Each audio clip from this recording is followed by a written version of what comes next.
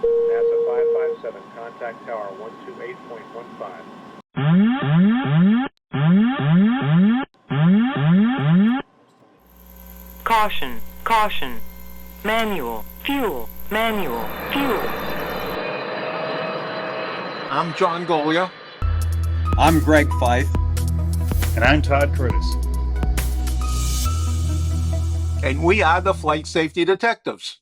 Between us, we have over a century of aviation accident investigation and safety experience to draw on as we discuss issues that affect all of us. So we are qualified to share our perspectives on accidents and incidents and what can be learned from them for the future.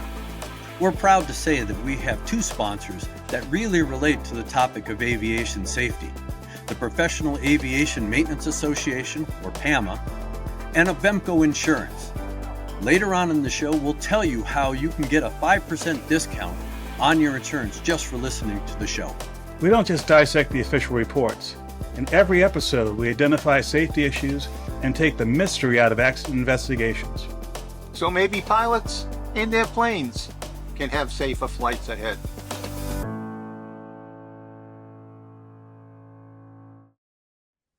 Well, hello, Todd. Well, hello, John. Here we're at it again. We don't have any Greg today.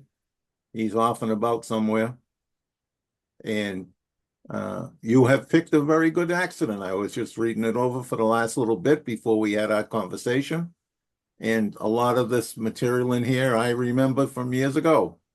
And some of this material was reminiscent of some of the things I did years ago as well. But this is a 2022 accident, June 22, 2022 at Amsterdam, West Virginia. Sorry if I'm mispronouncing that.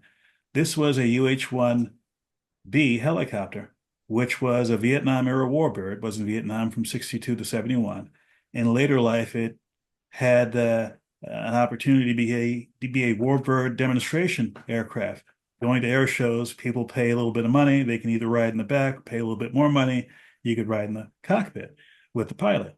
And in this particular case, there were 6 people on board the helicopter, including a person who had helicopter experience, who was in the right seat as the pilot.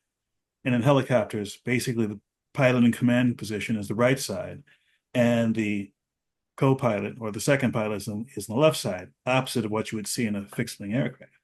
There was an engine problem, and one of the pilots, it's not clear whom, attempted to make an emergency landing and unfortunately was unsuccessful, hit power lines, went semi-inverted on a road, crashed, caught fire, and everyone was killed. But as we peeled away the layers of this, there were a lot of things about this which called into question how exactly flights like this have been managed by the FAA and the role that the FAA plays in that, and the roles that the people who fly and manage these aircraft play in that. And to make a longer story short, this was a Part 91 flight with paying passengers. And yes, that is possible to do so. There are exemptions for that for regular airplane flights. If I'm flying my Cessna and I want people to fly with me and help me defer the cost of flying, that I can do. If I want to charge tickets like I'm taking you from point A to point B like an airline, I can't do that. That's Part 91. But in the exemption for this kind of flying, an experimental certificate on this aircraft, this was something that could be done to offset the cost of flying. You can have whomever to go in there in the aircraft and fly. But John, there are a whole lot of things that we were discussing about this and unrolling about this. And what are some of the things that really jumped out at you about this event? Taking it a step at a time. First off, the FAA in general has been very generous to this warbird community as far as complying with the rules. And part of that, the public wanted that. The public, loves military shows, air shows in particular. And so there's been a bit of a public demand to experience the military type airplanes, to fly in them. So we had, you may remember, or some of our audience may remember, that we had that B-17 crash in Hartford, Connecticut, with I think there was 9 people on board, and I forget exactly, but there were people on board that made a donation to fly in the airplane. And that's how they pay to get take it around to all the show circuit. And around, we had another one crash at an air show, I think it was in Texas, where they had a mid-air collision and took on another B-17. So, and for whatever reason, the FAA really hasn't moved in to close the door on these airplanes. But there is a few things that they could have done better under existing rules and not shut these operations down. But, one of the things, of course, whenever I look at an accident, one of the first things I look at is the maintenance. And this operation was pretty loose on their maintenance. In fact, I can't believe that they were still flying, other than the fact that the FAA claimed that they didn't even have it on their work schedule to visit this place and see and review the records. So it looks like it may have fallen through the cracks unintentionally. I'll give them the benefit of doubt, unintentionally. And it was being maintained under a set of rules that was designed for virtually general aviation airplanes, Pipers and Cessnas, little airplanes, and only requiring a 100-hour inspection with no real detailed inspection requirements. Now, these helicopters are turbine powered. So turbine engines, although they're very reliable, when they go bad, they go boom. And to just allow this airplane to fly with this engine, there's no record, and not in the report, I didn't see a record of how many hours since overhaul on this engine. But this was a 1962 helicopter, so guaranteed it's had a few engine changes. Now, it's been flying for 60 years. There's no engine turbine engine that's going to fly for 60 years. Although they're reliable, they under certain conditions. I can remember when JT8D had 18,000 hours on it, and still going.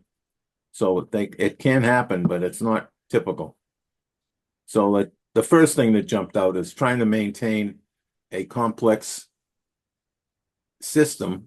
Helicopters are complex by nature. Helicopter engines are also complex, like any turbine engine, but they also have an awful lot of strain on them. They're turboshaft engines, and you can surge the engine. The load can go up, can go down, depending on how you fly the helicopter. So there's a lot of variables in the life cycle of an engine on a helicopter, and to allow it to be inspected under Part 43 of the Federal Air Regulations is crazy. It's crazy.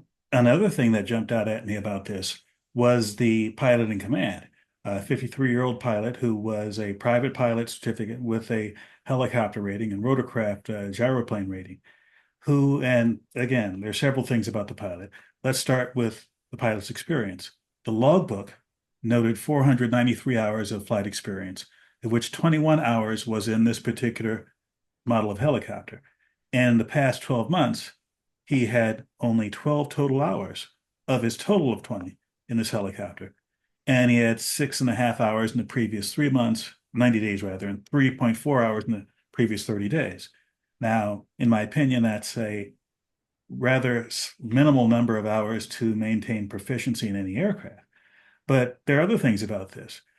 His stepson, who's a flight instructor, was saying that, you know what, he didn't put all of his hours in his logbook. He had more experience than that. And in fact, this pilot listed in his recent medical that he had 1,400 hours of experience. Now, whether the number is 1,400 or 493, it seemed to me a little bit odd that someone would have that much of a discrepancy between what they put in their logbook and what they've actually done. Now, I'm not the most detailed person in the world, but I try and keep my logbook at least relevant to what I've actually done and make sure that record is kept up to date within a few days of me flying at the most. It would be unusual for me to forget basically 2/3 of my flight hours and not put them in the logbook. And on top of that, and this is even more telling, the sequence of events in this accident was there was an engine problem, there was an attempt to do an emergency landing. According to the stepson, or according to the report rather, this pilot had not, to their knowledge, practice emergency procedures, such as auto rotations or transferring control of the aircraft from the flying passenger to the pilot in command. And recall that in this particular accident, the person sitting in the right seat of this helicopter was a passenger who paid extra money in order to fly that helicopter for a planned 30 minutes. The problem that happened about 15 minutes into this.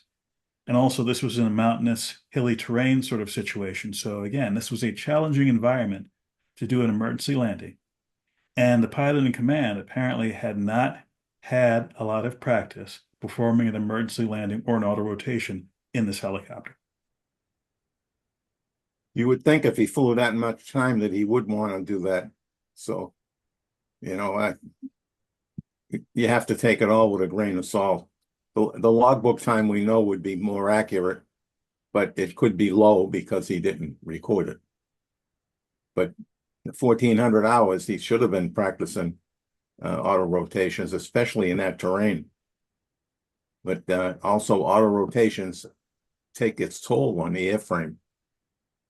So, you know, if they were trying to nurse this airplane along, this airframe along, they may not want to pull it because it does strain the engine, strains the transmission as well as the rotor blades. And it's very easy to make a mistake that can cause you to lose the helicopter in an auto rotation situation. Now, to the pilot's credit, the pilot did have experience flying in this particular manner because this particular air show type event, which was in 2022, he had flown this same helicopter in 2020 and 2021. So this was not unfamiliar to this person, how to fly the helicopter in that environment. But again, the recency of experience and the amount of experience in this helicopter, in my opinion, was rather low. Yeah, I would agree with that. But, you know, and we have to take what's in this logbook. Now the other thing that popped out at me with this in the maintenance arena was that it's under 43. The only thing required is an annual inspection or a 100-hour inspection if they fly more than 100 hours. It appears that it didn't fly more than 100 hours in the year from what they have in the report. So it was only required to have an annual inspection. It was 5 days away from the expiration of the last annual inspection. So it was coming up for one. There's some records that they changed the oil, which is a step in doing a annual inspection.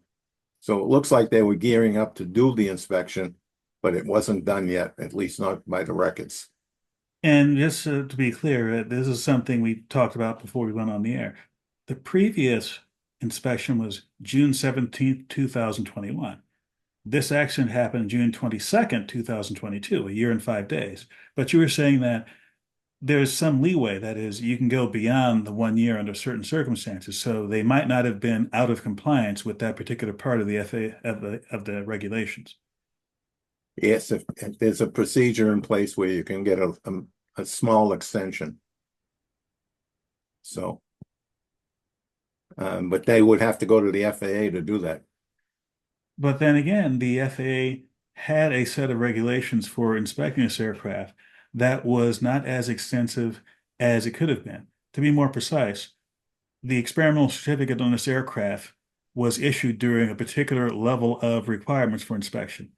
Between that time and the time of the accident, those inspection requirements had gone up. However, because this certificate on the aircraft predated that, they were not required to inspect it under the new, more stringent regulations.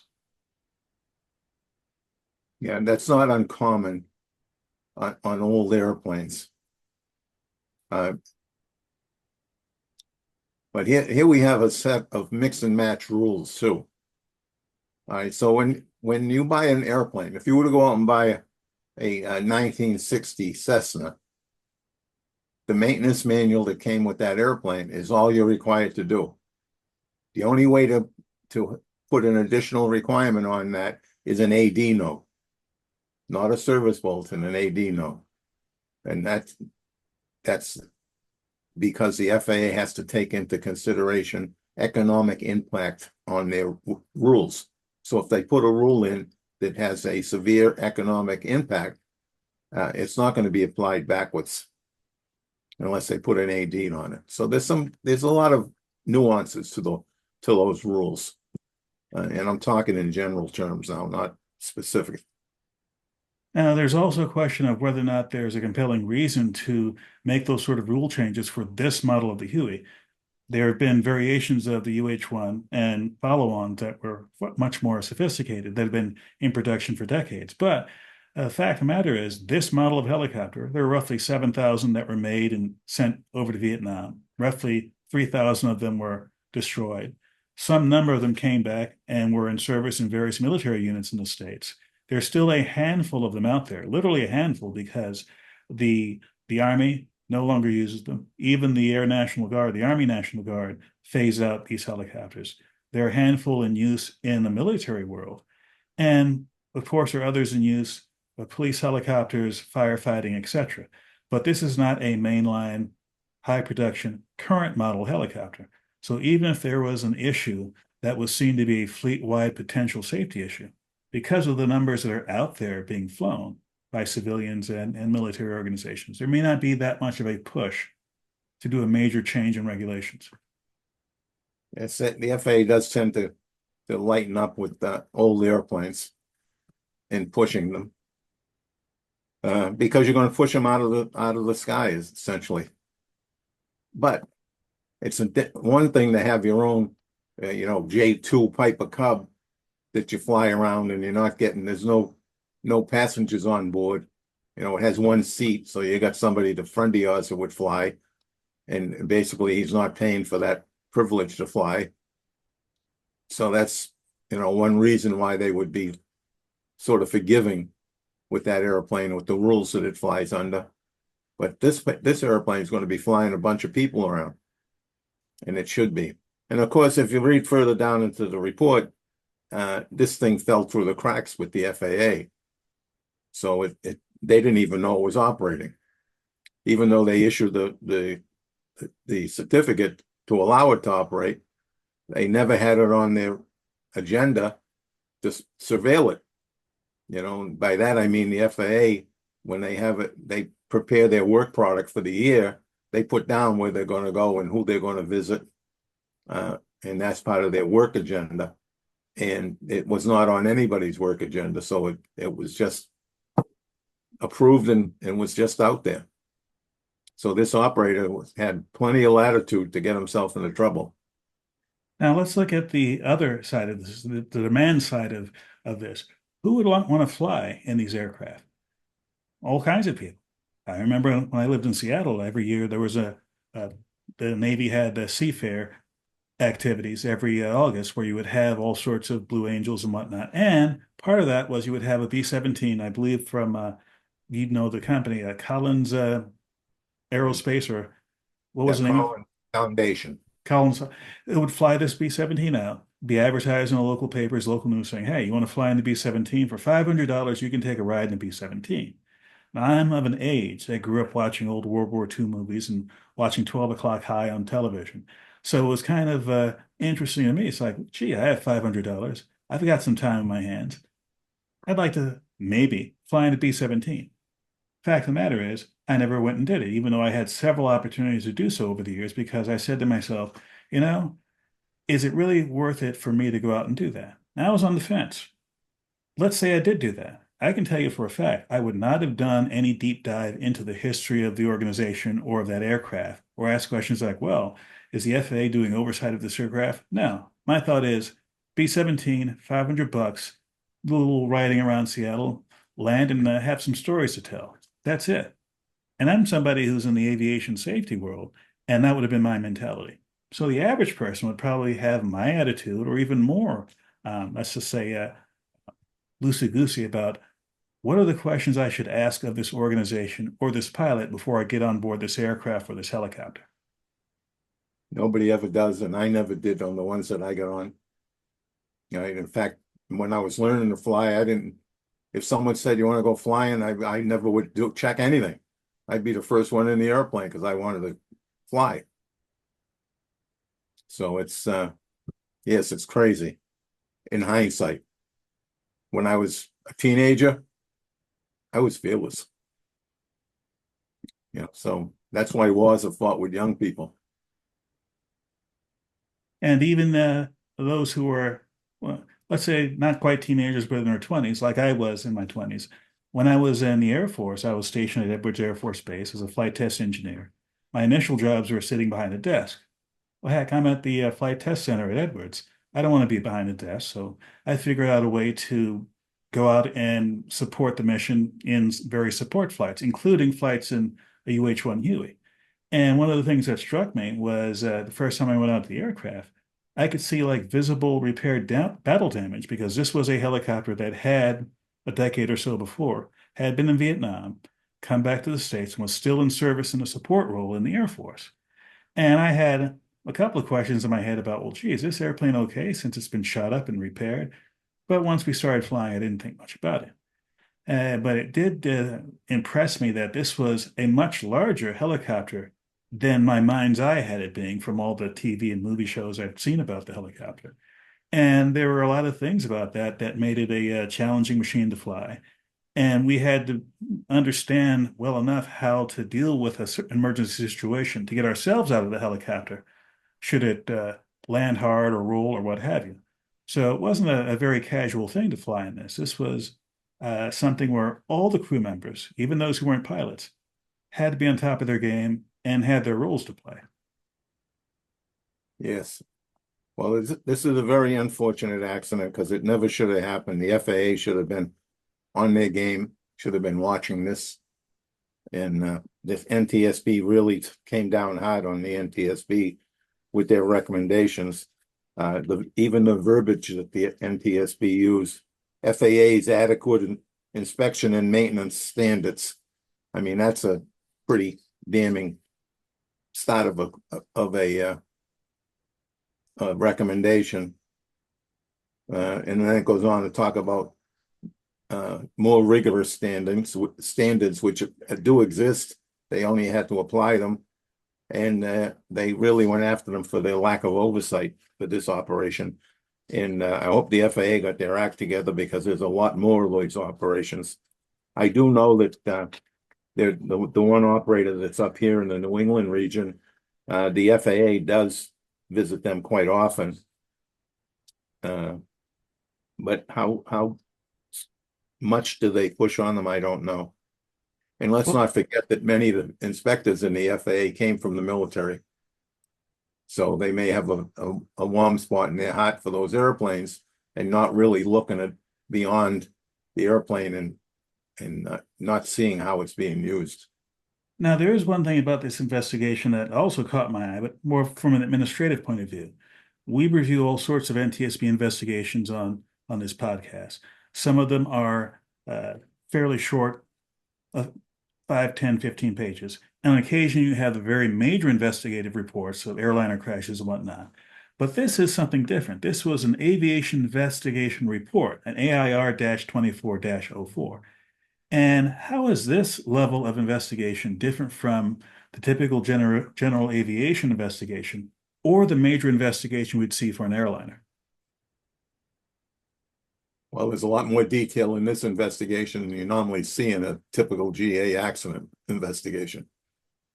So for whatever reason, the NTSB came in and really did a look at this. Now, this was June of 22. That's correct. And it was released August of this year, August of 2024. So it's at the end of the fiscal year when their money is really tight. So for them to put this level of detail on this, they must have had something that really caught their eye. It's not obvious from reading the report, but having been there, I can tell you that with the budget crunch that they being the staff of the NTSB have shared with me, it's a bit surprising that this late in the fiscal year that they spent that much money on this investigation. So something must have caught their eye.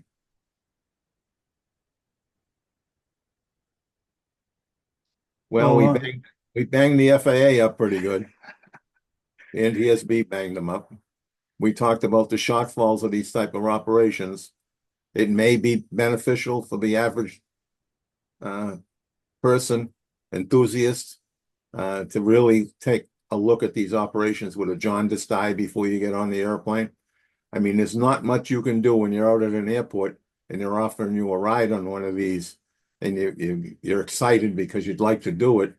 There's not much you can do, but you really got to be careful.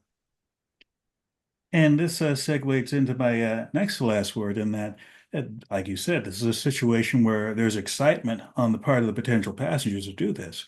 So they're not going to be thinking about FAA oversight top of mind. But clearly, the NTSB did. And is this going to be enough to get the FAA to change their tune when it comes to other organizations like this and other flight operations similar to this?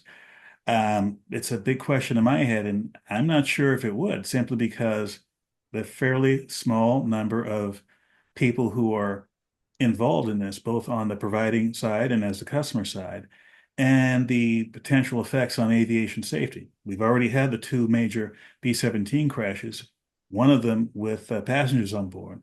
So if there's any impetus to change the FAA oversight of this is already happening as we speak.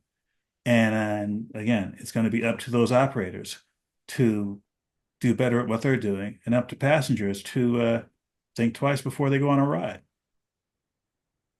Yes. And for my last word, I'll continue with what I've been saying for the last 4 years of whatever it is, a long time. And interestingly, I'm going to talk about, as I always do, pre-flights, but also pre-planning your flight. But recently, I've been seeing in other publications, they're finally starting to talk about doing an adequate pre-flight. I noticed one a couple months ago. I noticed the second one, and just today I noticed the third one. 3 different organizations finally picking up the mantle about these pre-flights. So if you're going to go flying, plan your flight. Plan before you get to the airport. When you get to the airport, do it again and make sure everything is still the same. When you get out to the airplane, do an adequate pre-flight. If you think you're not doing a very good job, or you want to reassure yourself that you are doing a good job, find a mechanic and ask them what they would look for. And after you get in the airplane, put your head on a swivel. The skies are crowded around GA airports with a lot of inexperienced people trying to build time. So please put that head on a swivel and fly safely. Thank you for checking out our show. We really value our listeners and subscribers. Our podcast gets ranked by you and how much you like it. So please give us 5 stars in your podcast platform. We want to keep in contact with you. We are on Facebook, Twitter, Instagram, and of course, YouTube. You can email the show at flightsafetydetectives@gmail.com. By the way, if you're on YouTube, we're really working on growing the channel, and it helps if you all send in comments. Please do that, and we read all the comments. And be sure to subscribe. Remember, if you're in the market for aviation insurance, you can save 5% with Avemco just by mentioning our show. Visit them at www.avemco.com. That's it for this episode of the Flight Safety Detective. Until the next episode, fly safe.